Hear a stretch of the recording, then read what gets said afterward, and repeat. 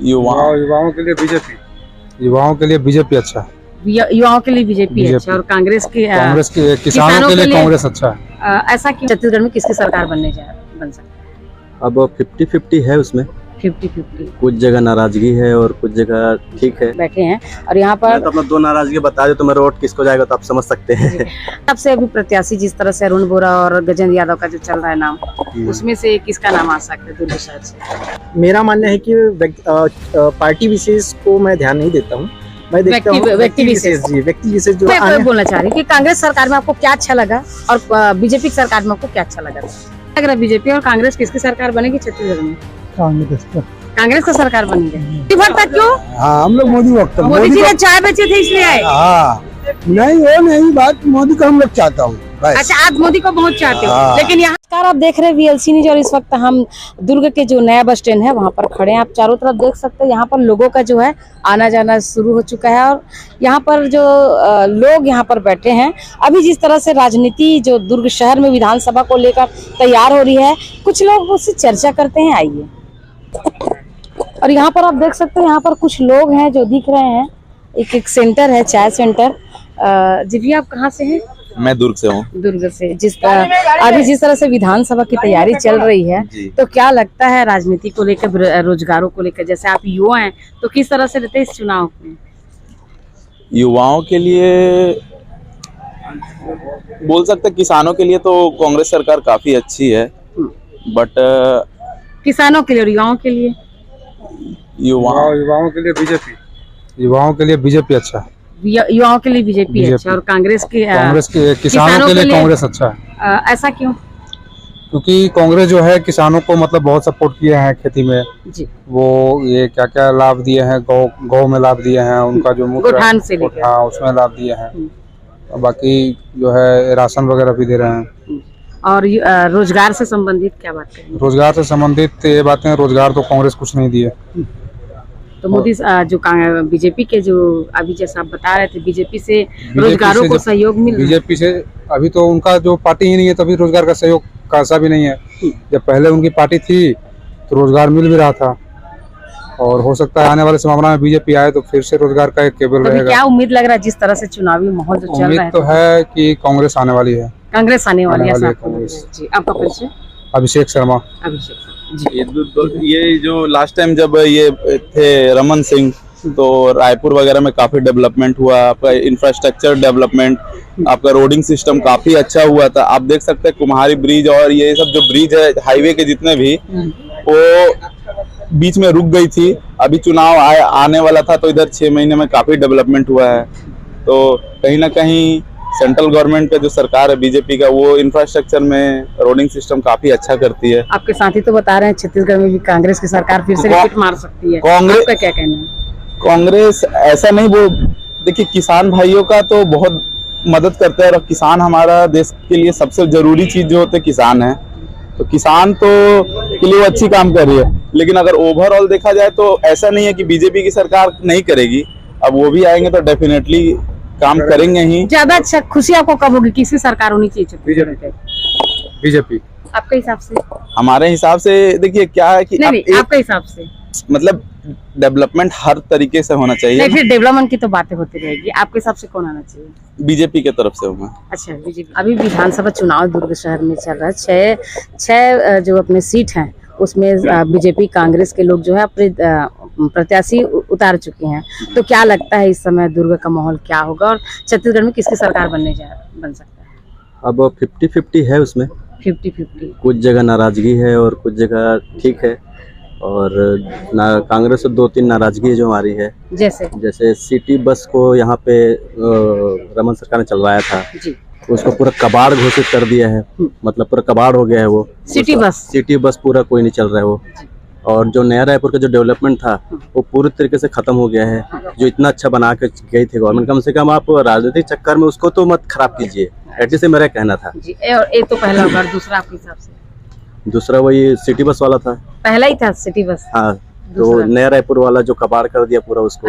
जो अच्छा जब गया तो पूरा छत्तीसगढ़ सरकार ने जो है, कांग्रेस की सरकार जब रही है तो बहुत सारी योजनाएं निकाली हैं, तो उसमें से बहुत सारे कुछ योजना का फायदा जैसे वो जानवरों को निकाले थे ना, जो गौठान वाला, वो कहीं इम्प्लीमेंट नहीं है। मतलब उसको गौठान का कोई इम्प्लीमेंट नहीं है। सिर्फ एक जगह बस है जो पाटन में रखे हैं, वही बस अच्छा रखे, उसी को पब्लिसिटी करते हैं लोग। बाकी एरिया में कुछ भी नहीं है उसका। तो आपके हिसाब से अभी क्या लग रहा है, छत्तीसगढ़ में किसकी सरकार होगी? अब देखिए, मेरे हिसाब से तो 50-50 लग रहा है। फिर भी और कांटे की टक्कर रहेगी जी। तो क्या लग रहा है, जैसे अभी दुर्ग में अपन बैठे हैं और यहाँ पर तो अपना दो नाराजगी बता दो, तो मेरा वोट किसको जाएगा तो आप समझ सकते हैं। अरुण बोरा और इस वक्त जो है प्रत्याशी गजेंद्र यादव बीजेपी की तरफ से, तो क्या लग रहा है दोनों में दुर्ग शहर से? अरुण बोरा जी तो मेरे ख्याल से अब नहीं आएंगे, क्योंकि हमारे एरिया में कुछ काम नहीं है। मैं गयानगर क्षेत्र में रहता हूँ, कोई सड़क वड़क बनी नहीं वहाँ का। और जो पहले बना के दिए थे बीजेपी सरकार ने, वही नल, वही सड़क है, वही सारी चीजें हमारी। और जो मेन जो मान लो चंडी चौक वाला जो रोड है, वो अभी भी नहीं बना है। आज तो वहाँ पर तो जल योजना जो है, अमृत मिशन योजना पहले तो नहीं था, लेकिन कांग्रेस की सरकार ने तो जन जन तक जो अमृत मिशन योजना का भागीरथी जो जल योजना था ना, वो बीजेपी का था। तो वही मेरे घर में लगा हूँ। मैं अपने घर का जानता हूँ, मैं बाकी का तो नहीं जानता हूँ। और मेरे मोहल्ले में जिसका होता है, बाकी में तो मैं घूमता पता नहीं मेरे को किसे क्या है। तो अभी मतलब आपके आप रुष्ट चल रहे हैं, मतलब थोड़ा सा है नाराज, थोड़ा सा है। अब ये लोग क्या है, बिजली बिल हाफ कर दिए, लेकिन पैसा तो उतना ही जा रहा है ना।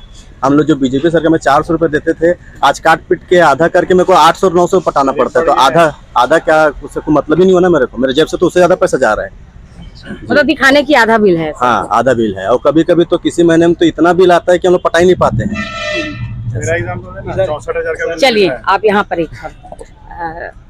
जी, आपका नाम? मनोज शर्मा जी। अभी आप कुछ कहना चाह रहे हैं? मैं ये बोल रहा था, जैसे कि भाई ने बोला ना, बिजली बिल जो है वो दिखाने का हाफ है, वैसे ही जैसे बिल जो है कंटिन्यू बिल टू बी पे करने के बाद भी मेरे घर का बिल जो है 64,000 का बिल आया था। 64,000 का? ऐसे हाँ। क्या आपने चला दी 64,000? वो तो आपका जो क्या बोलते हैं, CDSP जो ये डिस्ट्रीब्यूट करती है बिजली, वो बताएगी। एप्लीकेशन डाला हुआ है, देखिए केस चल रहा है। बीजेपी कांग्रेस की सरकार अभी बहुत सारी योजनाओं को लेकर आए थे, उसमें से आपको क्या बेनिफिट मिला? कुछ बेनिफिट तो मिला होगा। ये मेरे को तो नहीं लगता कि मैं किसी भी क्राइटेरिया में हूँ जिसमें बेनिफिट मैं उठा सकता हूँ। नहीं उठाया कोई भी बेनिफिट नहीं। आपके बच्चे तो होंगे? हाँ, बच्चे हैं। कितने, क्या करते हैं बच्चे? बच्चे पढ़ रहे हैं। या बेरोजगारी की श्रेणी में आते हैं बच्चे? नहीं, बच्चे इतने बड़े नहीं, अभी पढ़ाई कर रहे हैं। अच्छा, आपके हिसाब से अभी प्रत्याशी जिस तरह से अरुण बोरा और गजेंद्र यादव का जो चल रहा है नाम, उसमें से किसका नाम आ सकता है दुर्ग शहर से? हम तो गजेंद्र सर के फेवर में रहेंगे। अच्छा, गजेंद्र, ऐसा क्यों? अब गजेंद्र को तो लोग जानते भी नहीं, मतलब गजेंद्र यादव को लोग जानते भी नहीं, आम जनता। देखिए, आपका कोई भी जो मूड बनाता है प्रत्याशी वोटिंग के लिए, वो किसी पार्टी को देख के करता है या फिर इंडिविजुअल को देख के करता है। अगर इंडिविजुअल को देखेगा तो ये निर्दलीय वो कर सकता है, और अगर पार्टी को देख रहा है तो वो देखता है करके उसका विजन क्या है। आप बीजेपी फेवर वाले हैं? हाँ, मैं आप आम जनता से, अभी आम जनता मैं आम जनता से ही सब बात कर रहा हूँ। देखिए, क्या होता है कि आप एक किसी भी पार्टी ने जो काम किया है उसका बैकवर्ड देखते हैं कि उसने कैसा काम किया था, जो करंट में है उसको देखते हैं कि वो कैसा काम किया है। तो हम लोगों ने दोनों देखा है, कांग्रेस का भी सरकार हमने देखा है कि उसने कैसे काम किया है, बीजेपी ने भी 15 साल देखी है, वो भी कैसा काम किया। और 15 साल का मतलब ये रिस्ट्रिक्शन है कि बहुत लोग उब गए थे तो उन्होंने चेंज किया, तो फिर वापस हो गया कि चेंज हो गया बहुत, अब देखते हैं वापस ले आते हैं। मतलब फिर से रिपीट मारने के बारे में बात कर रहे हैं जी। मतलब परिवर्तन होगा, इसका मतलब कमल खिलेगा आपके हिसाब से जी? मेरे को ऐसा लगता है आपको? ये तो आने वाला समय बताएगा कि जनता किसको चुन के लाती है, परिवर्तन करते हैं। अरुण बोरा के अरुण के साथ है जहाँ पर लोग बैठे हुए हैं, हम उनसे जो है विधानसभा के बारे में बात करेंगे। जी, आपका परिचय सर? मैं कीर्ति कुमार। जी, कीर्ति कुमार जी, आपको पता है इस समय जो चुनावी मुद्दा जो चल रहा है किस तरह से चल रहा है, क्या लगता है जो राज्य सरकार ने, जिस तरह से कांग्रेस की सरकार ने बहुत सारी योजनाएं चलाई थी, उसमें से कितनी योजनाओं का फायदा आप लोगों को मिला, कुछ मिला? हाँ मैडम, आपने सही कहा। जैसे योजनाएं तो कांग्रेस सरकार ने बहुत सारी लेके आई थी, और अभी भी जो लाया है वो मूलतः किसानों और जो गरीब तबके के लोग हैं उनके लिए ही सारी योजनाएं दिखती हैं। और जो हम क्या है, प्राइवेट जॉब वाले लोग हैं, सर्विस क्लास वाले लोग हैं, तो सारी जो योजनाएं हैं किसानों गरीब तबके के लोगों के लिए ही दिखती है। ऐसी कोई भी योजनाएं जो हमको सहूलियत दे पाए, इस तरह की योजनाएं हमको ऐसा हम देखते नहीं हैं। और रही बात जो चुनाव में मतलब कौन जीतेगा और कौन हारेगा, ये तो समय ही बताएगा, क्योंकि हम सबका एक अपना अलग ये है परिचय पे है कि कौन सा जो व्यक्ति जो चुनाव में प्रत्याशित घोषित हुआ है उसका क्या कार्य रहा है, किस तरह का व्यक्ति है और चुनाव के पहले वो किस तरह से अपने आप को क्रियान्वित रखा है समाज में, लोगों के बीच में। तो वो सारी चीज़ें हैं। मेरा मानना है कि पार्टी विशेष को मैं ध्यान नहीं देता हूँ, मैं देखता हूँ व्यक्ति विशेष। जी, व्यक्ति विशेष जो है किस तरह का व्यक्ति है, किस तरह से उसकी शैक्षणिक योग्यताएं हैं, किस तरह से वो समाज तो में। अभी क्या लगता है इस समय जो दुर्ग शहर के बारे में बात करेंगे कि अपन छत्तीसगढ़ के बारे में बात करेंगे, अगर छत्तीसगढ़ में देखा जाए तो अभी कांग्रेस की सरकार रही, तो कांग्रेस की सरकार जिस तरह से बीजेपी ने 15 साल राज किए थे, तो कांग्रेस की सरकार आने के बाद क्योंकि 2-2.5 साल तो कोरोना में ही चला गया, तो उनको उतना समय मिला भी नहीं कांग्रेस की सरकार को। तो क्या लगता है कि इसमें और क्या कर सकते थे? देखिए, पिछला जो भाजपा का जो सरकार था वो उनके लिए सीख रहा है। जिस तरह से अभी जब कांग्रेस सरकार यहाँ पे आई और जिस तरह से कार्य उन्होंने किया है, तो पिछला मेरा पर्सनल जो एक व्यू है कि पिछला जो सरकार भाजपा का रहा है वो किसी भी तरह से बहुत सारी चीज़ों को उन्होंने मतलब बस क्रियान्वित नहीं कर पाया है।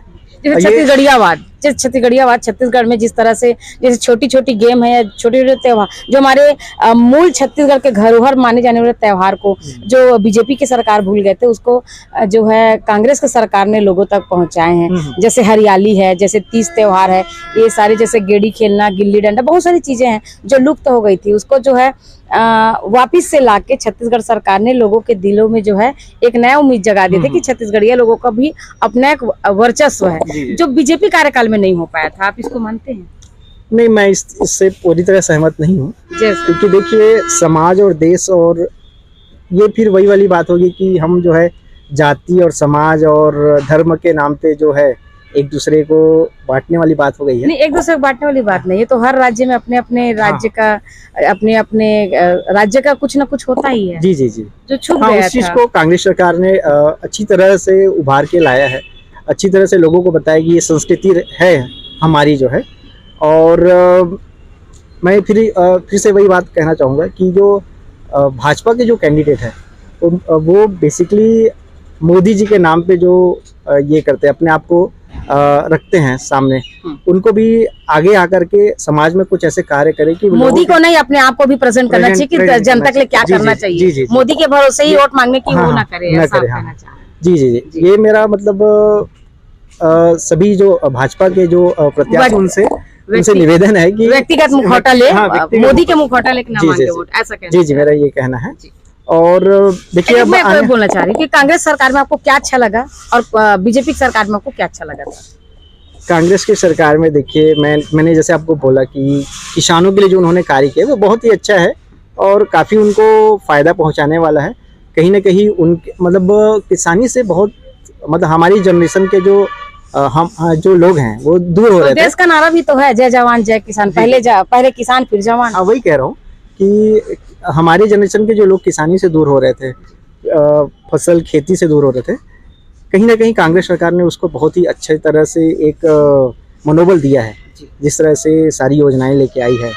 तो मैंने ही देखा, मेरे कुछ मित्रगण हैं वो खेती किसानी में वापस गए हैं, अच्छे बड़े घर के लोग, अच्छे शिक्षित पढ़े लिखे लोग जो हैं वो भी खेत की तरफ पलायन किया है। जो पहले गांव से शहर की ओर पलायन करते थे, अब जो है शहर से गांव की तरफ खेती के लिए पलायन कर रहे हैं। हाँ, बस वही कहना चाह रहा हूँ।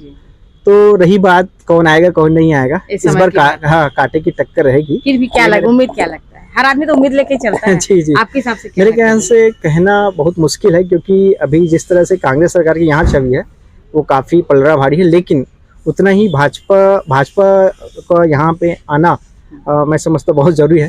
लेकिन अब समय बताएगा कौन आएगा और कौन नहीं। मतलब आप कंफ्यूज कर दिए हो, मतलब दोनों को आप 50-50 ले रहे हैं इस बार। जी, आपका कांटे की टक्कर रहेगी। Kirti Kumar ji, thank you Kirti sir. Bhilai में रहते हैं। कौन चुनाव लड़ रहे हैं आपके यहाँ? क्या लग रहा है, बीजेपी और कांग्रेस किसकी सरकार बनेगी छत्तीसगढ़ में? कांग्रेस का सरकार बनेगी, ऐसा क्यों?